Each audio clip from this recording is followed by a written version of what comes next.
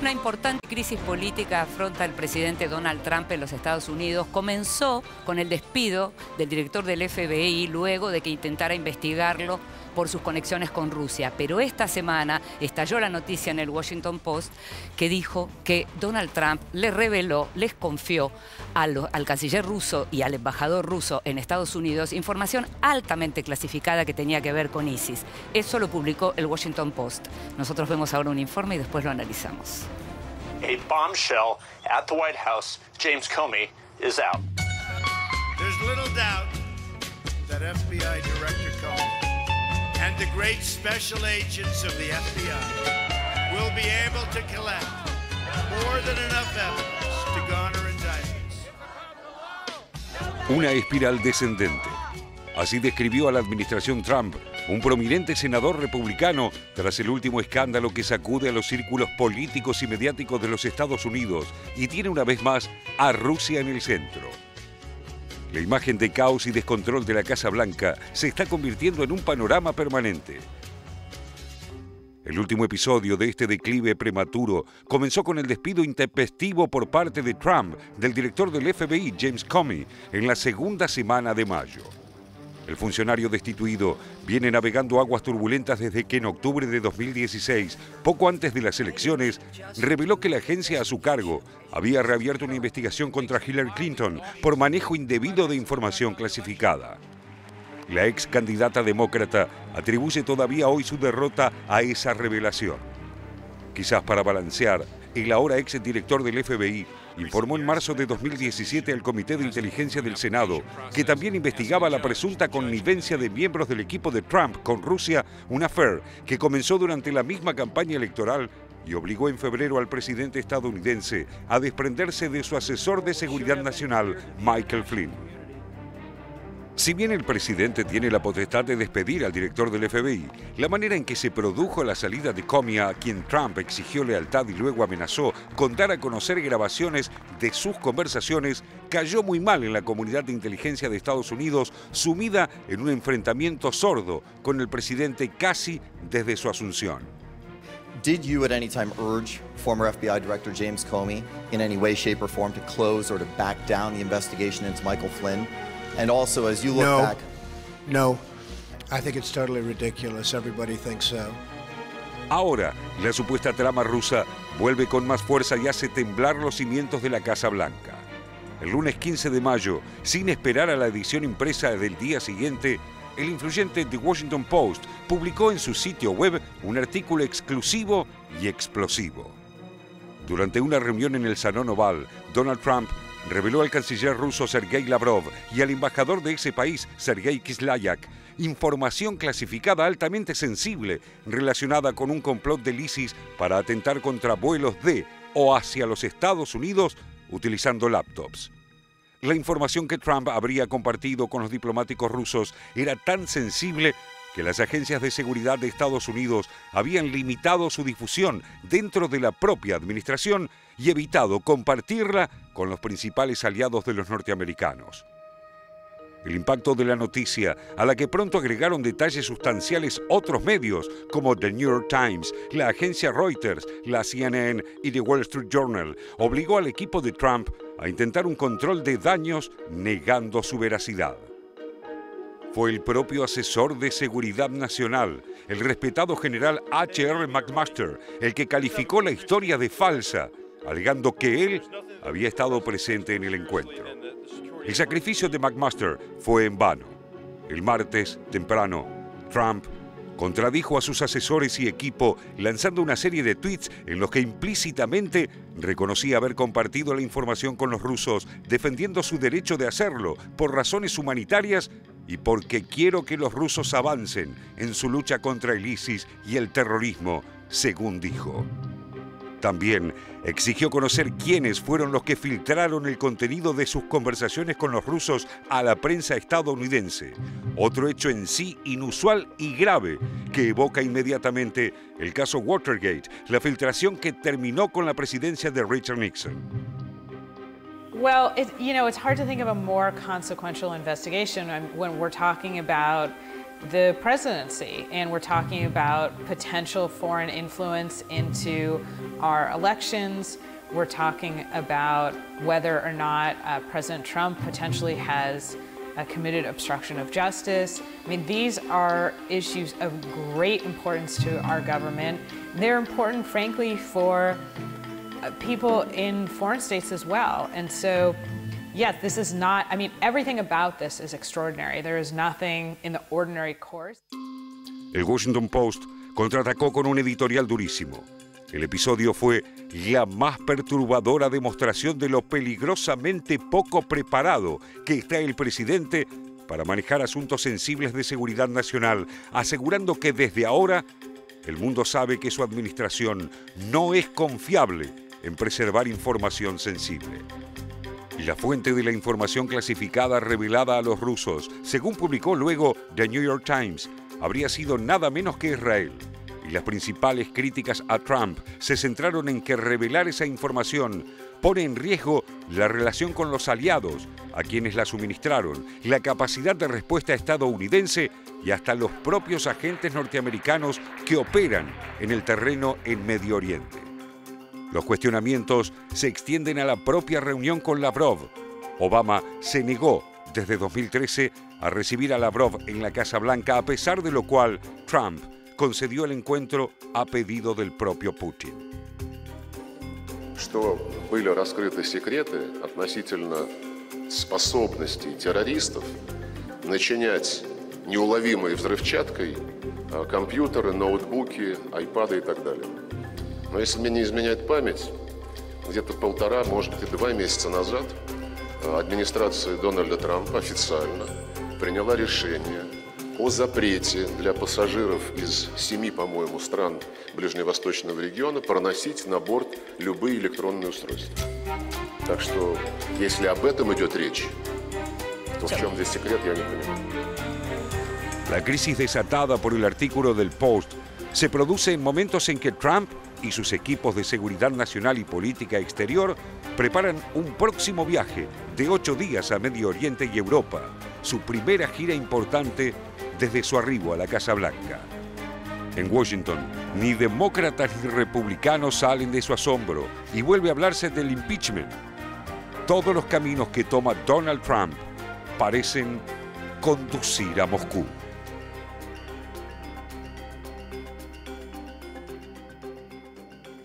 Ese viaje de Donald Trump ya comenzó, ya está en Arabia Saudita, el presidente de los Estados Unidos. Y la pregunta, Jorge, es, esta salida, estos 8 días afuera tratando de hacer cosas que no tienen que ver con lo que está sucediendo adentro, ¿pueden de algún modo frenar o poner entre paréntesis la crisis? Puede tomar distancia, que es justamente lo que motivó este viaje, más allá de que el viaje fue armado después de que ganara las elecciones. Es decir, fue un viaje en el cual se comprende a las 3 religiones monoteístas, hoy musulmanes, mañana judíos, después católicos, la audiencia con el Papa, de hecho. Y también es un viaje relámpago, porque son 8 días, en el cual durante esta semana va a haber grandes novedades en Washington. ¿Por qué? Porque se nombra un fiscal especial para investigar la trama rusa, es decir, la posible participación de Rusia en las elecciones de 2016. A su vez, James Comey, que fue el despedido, el director del FBI despedido, va a testificar el martes ante el Comité de Inteligencia en la Cámara de Representantes. ¿Esto qué significa? Cuando se nombra un fiscal especial, se inicia el camino al impeachment. Ojo, lejísimo, pero se inicia un camino al impeachment. ¿Por qué? Porque se nombra un fiscal especial para investigar al presidente. No importa el nombre, no importa que sea Donald Trump.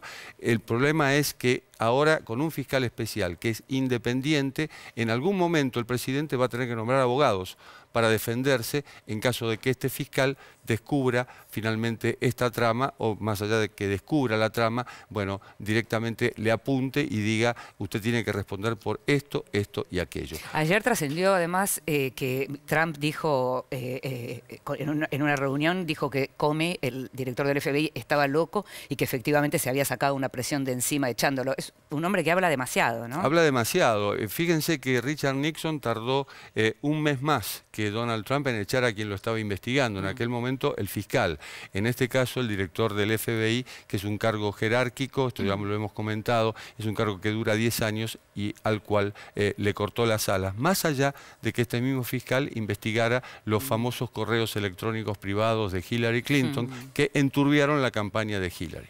Te veía queriendo decir algo. Nut job, le dijo. Para decirle demente, exactamente. Pero Nut job va a ir al Comité de Inteligencia del Senado. Finalmente se ha pactado que después del Memorial Day, el Día de los Caídos en los Estados Unidos, que es el último lunes de mayo, por lo general, y ahora el lunes, declare finalmente, él quería no declarar públicamente, sino a puertas cerradas y con un grupo muy selecto, finalmente va a declarar sobre la trama rusa, y esto podría complicar a Donald Trump en el medio de su visita, porque hay que ver, es un poco inmanejable, Comey. Y me sorprendió esta semana un duro editorial, con esto te cierro lo que quería decir, que fue bastante fuerte, porque empieza diciendo que Donald Trump parecía en la campaña ser un incipiente autoritario, por otro lado un corporativista, también podría ser un corrupto al estilo Richard Nixon. Daba varias pistas de lo que aparentaba ser Donald Trump y finalmente termina llamándolo el editorialista un niño que lidera el mundo. Entonces, verdaderamente se despacha este editorial con una serie de un listado de hechos que lo dibujan como un infantil al presidente de los Estados Unidos, y es muy fuerte, la verdad. Sí, es suave. También desde otro lugar uno podría decir que bueno, porque eso, la característica de llamarte infantil te dulcifica, obviamente, y le da cierta inmunidad, pero convengamos que es el presidente de los Estados Unidos. Pero también tiene algo de niño grande Trump. Sí, en el sentido de que muchas veces uno no logra darse cuenta si está jugando o si está hablando en serio. También, es cierto que también tiene el botón nuclear. Eso también se decía, claro, de Norcorea, por eso te digo, de Kim, ¿no? Ahora, compañero de la Torre, en términos económicos, ¿cómo está repercutiendo esta crisis en Estados Unidos? Hay algo curioso que sucedió esta semana. Recordemos que Trump era el gran defensor de que, o el gran impulsor de que los capitales regresaran a Estados Unidos y los estadounidenses dejaran de invertir en el exterior. Bueno, lo que sucedió esta semana, fíjate vos que hay una frase que caracterizó todos los análisis bursátiles de esta semana. El malestar político en Washington causa salidas de capital de Estados Unidos. Y esto se concretó en solo una semana. Wall Street perdió 8.900 millones de dólares que salieron de acciones de empresas estadounidenses y fueron hacia capitales que se ubicaran en otro lado, y ya te voy a decir dónde se ubicó. Todo lo contrario. Exactamente, y adjudicado absolutamente al tema de las turbulencias políticas. No hubo otra razón que provocara esta corriente. ¿Dónde fueron a parar esos capitales? A mercados emergentes.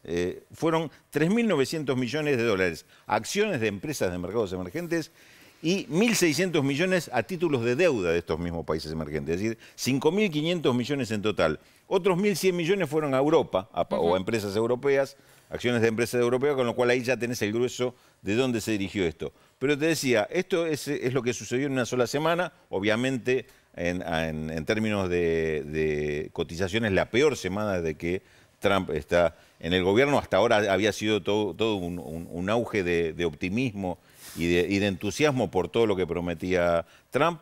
Pero la semana termina el día miércoles, porque el jueves se revirtió esto. ¿Sabes por qué se revirtió? Por el hecho de temer.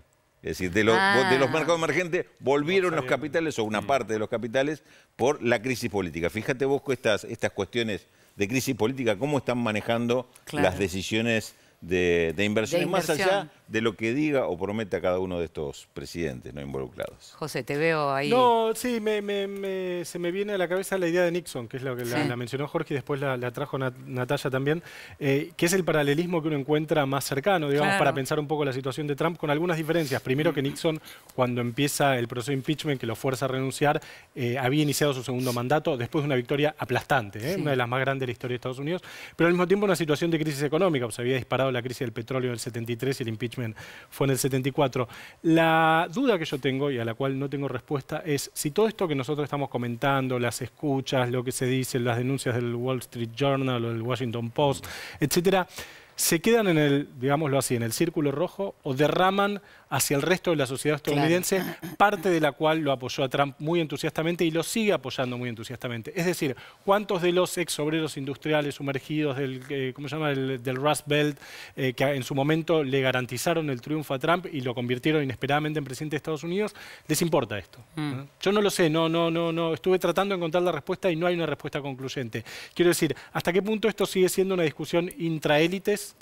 Que de todos modos puede terminar con un presidente, porque el juicio, el impeachment no es una consulta popular, es un juicio político, digamos, pero hasta qué punto esto afecta su consideración en la opinión pública y hasta qué punto la minoría intensa que lo apoya a Trump no lo sigue apoyando. Sí, lo que pasa es que la cuestión, y nos estamos yendo ya rapidísimo al corte, la cuestión de la credibilidad del presidente en este momento está en el punto más bajo, en lo más bajo que se puede, al punto que te agrego otro diario, el New York Times reveló que fue Israel quien dio a conocer la información de que Trump había compartido la información con los rusos. Hay un dato que también hay que tener en cuenta, lo que comentaba Raúl. En forma simultánea, los presidentes de Brasil y los Estados Unidos, digamos los países más importantes de la región, están al borde del juicio político. Es un dato. Se veía esta semana, nos estamos yendo ya a la pausa, se veía una imagen, un meme del Cristo Redentor abrazando a la Estatua de la Libertad y diciéndole, venga para acá.